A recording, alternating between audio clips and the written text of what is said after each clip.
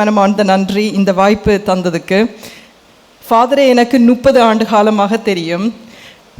இந்த உறவுகள் எவ்வளவுத்துக்கு நாங்கள் இந்த உறவு பாலத்தை அமைச்சிருக்கிறோம் என்றதுக்கு நினைக்கிறேன். எங்களோட உறவும் ஒரு உதாரணம். அவர் சிறு வயதில் இருந்தே என்னுடைய வளர்ச்சியையும் அவர் பார்த்துக்கொண்டு அதில் அவற்ற ஒரு பங்கும் இருக்குதுன்னு நான் நம்புகிறேன். அதற்கு அருட்தந்தை ஜெகத் கஸ்பார் அவர்களுக்கு அதோட ரைஸ் எழுமீன் அமைப்பு ஊடாக அவருக்கு கிடைத்த இந்த அனைத்து உறவுகள் நீங்கள் இந்த வெற்றிக்கும் எனது மனமார்ந்த வாழ்த்துக்கள்.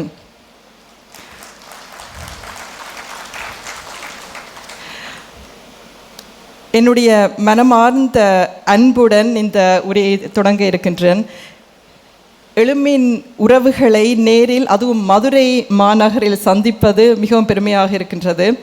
நான் ஈழத்தில் பிறந்த நான் கிளிநொச்சியில் 2 வயதில் சுவிஸ் நாட்டிற்கு அகதியாக புலம்பெயர்ந்து இன்று மதுரை மண்ணில் உங்கள் முன்னிலையில் பேசுவது எனக்கு தனிப்பட்ட ரீதியாக மிகவும் பெருமையாக இருக்கின்றது.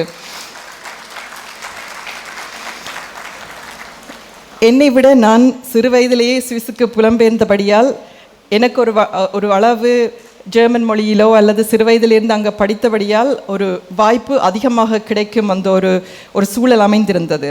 ஆனால் என்னை விட என்னுடைய பெற்றோரின் தலைமுறை, அதுவும் என்னுடன் இங்கு வந்திருக்கக்கூடிய சக சுவிஸ் நண்பர்கள், அதுவும் முக்கியமாக டாக்டர் ஸ்ரீ அவர்களுடைய தலைமையில் இங்கு நாங்கள் வந்திருக்கிறோம்.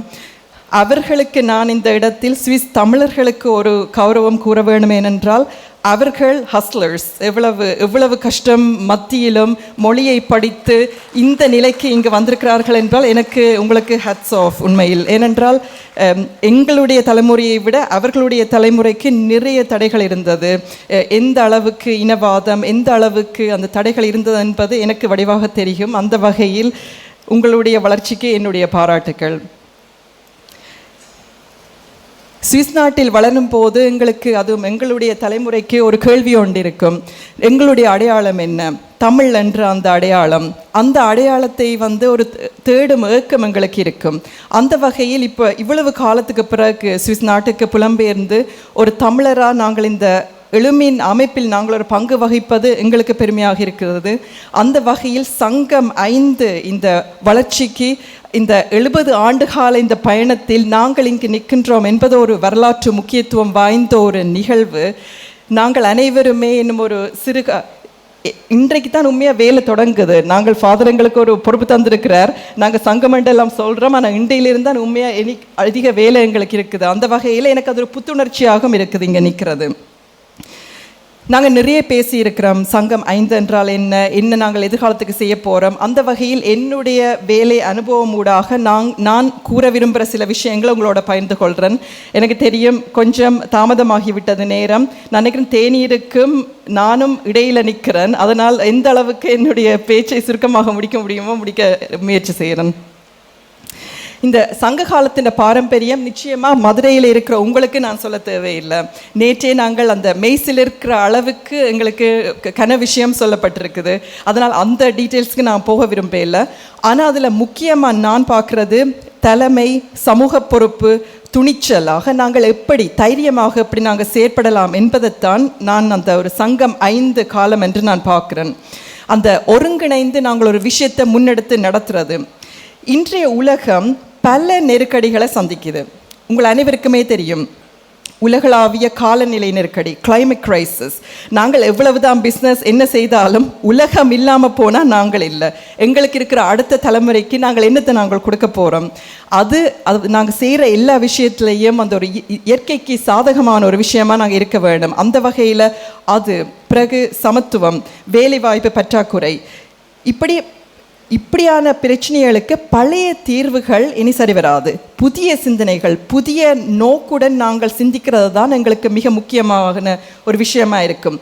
அதைத்தான் நான் ஒரு சங்க 5 அடித்தளமாக பார்க்குறேன். எப்படி நாங்கள் புதிய சிந்தனைகள், புதிய திசைகள், துணிவான தலைமையுடன் அதை முன்னெடுத்து செல்லலாம். நெருக்கடி காலங்களில் தலைமை என்பது குழப்பத்தின் நடுவிலும் தெளிவை உருவாக்கி பயத்தின் மத்தியில் நம்பிக்கையை நிலைநிறுத்தும் திறன். அந்த பொறுப்பை ஏற்கும் ஆற்றல் எங்களுக்கு வேண்டும். அது தமிழர்களுக்கு இருக்கிறது என்று நான் நம்புகிறேன். இது ஆரம்ப காலத்திலிருந்தே அருட்தந்தை ஜெகத் கஸ்பார் அவர்களிடம் இருந்த பார்வை. நாம் ஒன்றிணைந்தால் எதை வேண்டுமானாலும் சாதிக்கலாம் என்ற அந்த நம்பிக்கை, இதுதான் எழுமின். இந்த சங்ககால அந்த வழியை வந்து நாங்கள் என்ன விஷயத்தை நாங்கள் செய்தாலும் அது ஒரு துணிச்சலாக நாங்கள் செய்ய வேணும். எங்களுக்கு இருக்கிற எங்களுடைய உறவு, எங்களுடைய தைரியம்தான் அந்த அந்த சக்தியாக அமையும். இன்று நான் சுவிட்சர்லாந்தில் தலைமை தாங்கும் அமைப்பின் பெயர் ட்ரோசஸ் ஃபவுண்டேஷன். இது ஒரு ஃபிலான்ட்ரபிக் ஃபவுண்டேஷன். இந்த உரைக்காக தயாராகும் போது ஃபிலான்ட்ரபி என்றால் தமிழில் என்ன பொருள் என்று தேடினேன். பொதுவாக மனித நேயம் என்று கூறப்படுகிறது. ஆனால் நான் பேசுவது ஸ்ட்ராட்டஜிக் ஃபிலான்ட்ரபி, அதாவது திட்டமிட்டு ஒரு தெளிவான நன்னோக்கத்திற்காக முதலீடு செய்வது. சுவிட்சர்லாந்தில் மட்டும் சுமார் 14,000க்கும் மேற்பட்ட அறக்கட்டளைகள் இருக்கின்றன. அதில் ஒன்றைத்தான் நான் தலைமை தாங்கி நடத்துகிறேன். எங்களுடைய அணுகுமுறை என்னென்றால், வெறுமனே உதவி மட்டும் செய்கிறதில்லை. இப்போ ஃபவுண்டேஷன் ஒர்க் என்று தனியாக சேரிட்டியாக வேலை செய்யாமல், அதை தாண்டி ஒரு தெளிவான நோக்குடன் ஒரு வளர்ச்சியை எப்படி உருவாக்கலாம், அமைப்புகளை சிஸ்டம்ஸ் எவ்வாறு மாற்றுவது, இதுதான் எங்களுடைய நோக்கம். நேற்று ஃபாதர் மிக அழகாக கூறியிருந்தார் பொலிட்டிக்கல் எக்கானமி பற்றி. அதை நான் முழுமையாக நம்புகிறேன். நாங்கள் அனைவரும் கவர்மெண்ட் சரி, அரசுகள், தனியார் துறை, சமூக அமைப்புகள் அனைவரும் இணைந்து சிந்தித்தால்தான் எங்களுக்கு இப்போ இருக்கக்கூடிய பிரச்சனைகளுக்கு நாங்கள் தீர்வு காண முடியும். அதன் ஒரு பிரச்சனை என்ற அறிகுறிகளை மட்டும் நாங்கள் எதிர்க்காமல், அதுக்குரிய வேலைகளை மட்டும் செய்யாமல், அதன் மூல காரணங்களை என்ன ரூட் காசஸை அறிந்து புரிந்து செயற்பட்டு அதுக்கு திட்டங்கள் தீட்டுவது தான் மிக மிக முக்கியம். இதற்கு நாங்கள் இணைந்து வேலை செய்வது எழுமின் மிக முக்கியமாக அமையும். அதனால் பல நாடுகளில் அரசு சார்ந்த அமைப்புகளுடன், தனியார் துறை, சமூக அமைப்புகளுடன் ஒருங்கிணைந்து நாங்கள் வேலை செய்கிறோம். நேற்று கூறப்பட்டது போல தொழில் தேடுபவர்களாக மட்டும் தமிழர்கள் இல்லாமல், ஸ்கில்ஸ் டு ஜாப்ஸ் மட்டும் இல்லாமல், நாங்கள் தொழிலையே ஒரு ப்ரொஃபஷனையே உருவாக்கக்கூடிய சக்தி தமிழர்களாக எங்களுக்கு இருக்கின்றது. அதற்கு உதாரணமாக இப்போ பெண்களுக்கு ஒரு பயிற்சி அளிக்கும் போது அது சேரிட்டியாக அமையும். ஆனால் அந்த பயிற்சி வேலை ஒரு முழு சந்தையை, ஒரு மார்க்கெட்டை உருவாக்கும் போது அந்த முழு சிஸ்டம்ஸ், அந்த வருமான கொண்டு வரும் அந்த மாற்றத்தை நாங்கள் உருவாக்கலாம். அதுதான் ஸ்ட்ராட்டஜிக் ஃபிலான்ட்ரபி, ஒரு சேரிட்டி ஒர்க்கில் இருந்து சிஸ்டம்ஸ் சேஞ்சாக மாற்றுவது. இதில் ரிஸ்க் கேபிட்டல் அல்லது துணிவாக அந்த முதலீடு செய்வது, அது பலருக்கு தெரிந்திருக்கும்.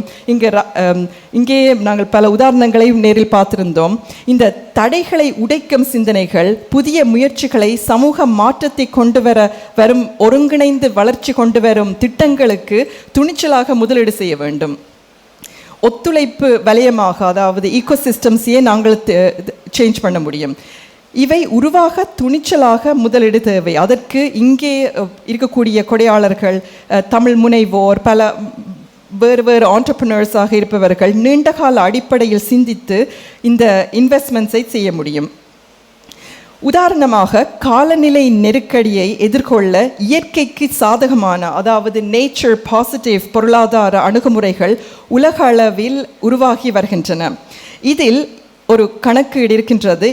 2030 ஆண்டுக்குள் 400 மில்லியன் புதிய வேலை வாய்ப்புகள் உருவாகி இருக்கின்றன. அதாவது க்ரீன் எக்கானமி, நேச்சர் பாசிட்டிவ் ப்ரொஃபஷன்ஸில் அந்த வகையை சிந்தனைகளையே நாங்கள் தமிழர்களுக்கு உருவாக்கலாம். இந்த 70 ஆண்டு கால பயணத்தில் பலவிதமான இந்த நேச்சர் பாசிட்டிவ் ப்ராஜெக்ட்ஸை நாங்கள் செய்யலாம். ஆனால் இது நாங்கள் தனியே செய்ய முடியாது. நேற்று திரு கணேஷ் அவர்கள் அழகாக அந்த குவாண்டம் பற்றி கூறியிருந்தார். இப்படி பலவிதமான கல்வி, திறன் வளர்ச்சி, தொழில்நுட்ப முதலீடுகள் எங்களுக்கு கட்டாயமாக தேவை. சங்கம் 5 அடுத்தது நான் முக்கியமாக பார்ப்பது பெண்களின் தலைமை என்பது மாற்ற காலத்தில் நாங்கள் துணிவாக முடிவுகள் எடுப்பது, ஒற்றுமையுடன் செயற்படுவது, மனித நேயத்துடன் முன்னேறுவது. ஆப்பிரிக்காவில் இருந்து தென் அமெரிக்கா மற்றும் மத்திய கிழக்கு நாடுகள் நான் வேலை செய்த அனைத்து கண்டங்களிலும் நான் பார்த்திருக்கின்றேன்.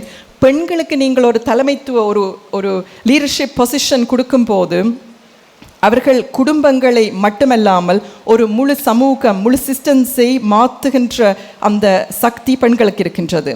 இந்த முன்னேற்றம் பெண்களுக்கு மட்டுமல்ல, சமூகத்திற்கே ஒரு வின்-வின் சிச்சுவேஷனாக உருவாகிறது. ஆனால் தமிழ் பெண்கள் இன்னும் பல தடைகளை சந்திக்கிறார்கள்.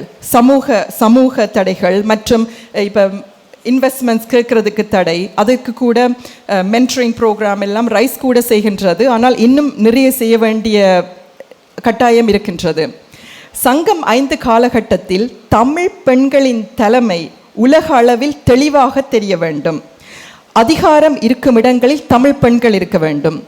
பெண்களை பற்றிய திட்டங்களை மற்றவர்கள் செய்வது அல்லாது பெண்கள் தலைமையேற்று பெண்கள் தொடர்பான தீர்வுகளை பெண்களே எடுக்க வேண்டும். அதுதான் முக்கியம். A seat on the table. இது சங்க காலத்தில் எங்களால் நிச்சயமாக அடைய முடியும். இந்தியா வேகமாக வளர்ச்சியை நோக்கி செல்கிறது. தமிழ்நாடு ஒரு முக்கியமான நிலையில் உள்ளது. தமிழ் பெண் தொழில் முனைவோருக்கு இன்று புதிய வாய்ப்புகள் உருவாகி வருகின்றன. உலகளாவிய மதிப்பு சந்தைகள், அதாவது சங்கிலிகள், குளோபல் வேல்யூ செயின்ஸ், புதிய சந்தைகள், புதிய தொழில்நுட்பங்கள் என்று இந்த வளர்ச்சிக்கு தமிழ் பெண்கள் ஆற்றக்கூடிய பங்களிப்பு நிறையவே இருக்கின்றது. தொழில் முனைவு என்பது எங்களுடைய தமிழ் மக்களின் டிஎன்ஏயில் இருக்கின்றது.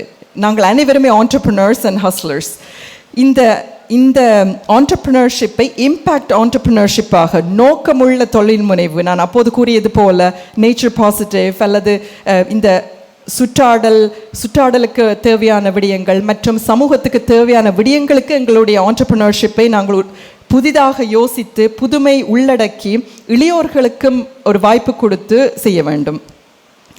முதல் சங்கம் கவிதை, ஞானம், சிந்தனை என்று ஒரு அடித்தளம் இருந்தாலும் இந்த புதிய சங்கம் உலகுக்கு வழங்க வேண்டியது நோக்கமுள்ள தொழில் முனைவு, துணிவுடன் செயற்படும் திட்டமிட்ட தான நிலை, கருணையுடன் வழிநடத்தும் தலைமை, அதாவது எம்பத்தி எங்களுடைய லீடர்ஷிப்புக்கு நிச்சயமாக தேவை. ஒரு முக்கியமான முயற்சியாக உதாரணமாக ஒரு குளோபல் தமிழ் இம்பேக்ட் ஃபண்ட் உருவாக்கலாம். பெண்கள் தலைமையேற்கும் சில சிறு எஸ்எம்இஸ், சில சிறு மற்றும் நடுத்தர நிறுவனங்களில் முதலீடு செய்ய முடியும். இளைஞர்களின் புதுமைகளை ஆதரிக்க உள்ளடக்கவும் இந்த குளோபல் தமிழ் இம்பேக்ட் ஃபண்டை நாங்கள் பாவிக்கலாம். இப்போ அண்மையில் ஹார்வர்ட் யூனிவர்சிட்டி நடத்தின ஒரு நீண்டகால ஒரு ஆய்வில் தெரிய வந்தது, எங்களுக்கு முக்கியமான, நாங்கள் சந்தோஷமாக இருப்பதற்கு, எங்களுடைய லாங்ஜெவிட்டி, நாங்கள் கனகாலம் வாழ்வதற்கு முக்கியமானது உறவுகள், அந்த ஸ்ட்ராங் ரிலேஷன்ஷிப்ஸ். அதை இந்த எழுமீன் அமைப்பு எங்களுக்கு தருகின்றது. அதே நேரத்தில் இந்த 70 ஆண்டு கால பயணத்தில் நாங்களும் ஒரு பங்கு வகிப்பதற்கும் ஃபாதர் எங்களுக்கு ஒரு வாய்ப்பு தந்திருக்கிறார்.